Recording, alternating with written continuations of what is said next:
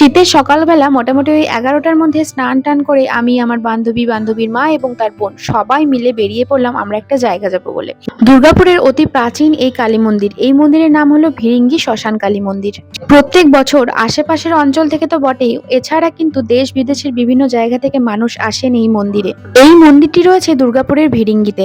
একটি ত্রিশূল মূল মন্দিরের বাইরে দাঁড়িয়ে রয়েছে, এটি পঞ্চশূল নামে পরিচিত। প্রত্যেক বছর অগ্রহায়ণ মাসের অমাবস্যায় মায়ের বাৎসরিক পূজার দিন এই পঞ্চশূলটি নিজে থেকেই কেঁপে ওঠে।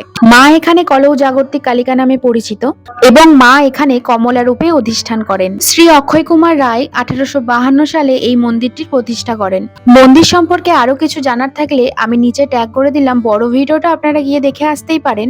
আমরা এখানে মায়ের মন্দিরে ঢোকার পরে কিন্তু মাকে আগে পুজো দিয়ে নিয়েছিলাম এবং গোটা মন্দিরটা ঘুরে ঘুরে দেখছিলাম। মন্দিরের দেওয়ালে রয়েছে প্রচুর সাধু সন্ন্যাসীর ছবি। এই মিনি ব্লগটা এই পর্যন্ত, বাকি মন্দিরটা দেখাচ্ছি পরের ভিডিওতে।